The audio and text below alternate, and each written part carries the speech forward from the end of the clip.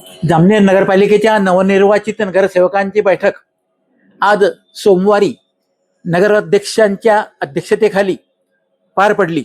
या बैठकीत समिती सभापती व सदस्यांची निवड करण्यात आली।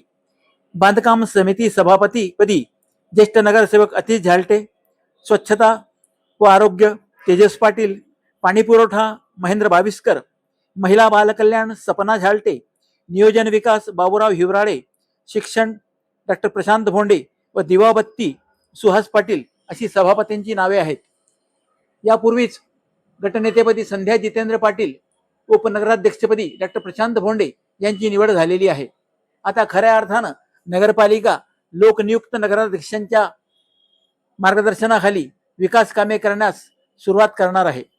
मतदारांना दिलेली आश्वासने येत्या 5 वर्षात पूर्ण व्हावीत अशी मतदारांची अपेक्षा आहे। शहरातील बहुतेक भागात रस्त्यांची कामे गेल्या 2 वर्षापूर्वी सुरू झाली होती। त्यातील काही कामे निधीअभावी प्रलंबित आहेत। ती कामे आता वेगाने सुरू झाली पाहिजे अशी अपेक्षा आहे। जामनेर शहराची प्रमुख समस्या अतिक्रमणाची आहे। तलाठी कार्यालयापासून गांधी चौक आणि पुढे अराफत चौकापर्यंत मोठे अतिक्रमण झाल्याने वाहतुकीला अडथळा निर्माण होतो। पायी चालणे सुद्धा अशक्य होते। अशा परिस्थितीत वाद होतात, वादविवाद निर्माण होतात आणि कायदा व सुव्यवस्था परिस्थिती बिघडते। त्यामुळे प्रशासनाने आणि लोकप्रतिनिधींनी हातात हात घालून हे अतिक्रमण कसे निघेल याची तातडीने कार्यवाही केली पाहिजे। जामनेर शहरातील आठवडे बाजार ज्या जागेत भरतो ती जागा कमी पडत आहे। या आठवडे बाजाराचे स्थलांतर करण्याचा प्रस्ताव गेल्या 10 वर्षापूर्वी मंजूर झालेला आहे।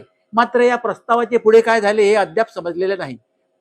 नवनिर्वाचित पदाधिकाऱ्यांनी आठवडे बाजाराच्या स्थलांतराचा विषय असो, अतिक्रमणाचा विषय असो किंवा गटारी आणि रस्त्यांचा विषय असो याकडे गांभीर्याने पाहून या मूलभूत सुविधा नागरिकांना दिल्या पाहिजेत अशी अपेक्षा आता मतदार व्यक्त करीत आहे।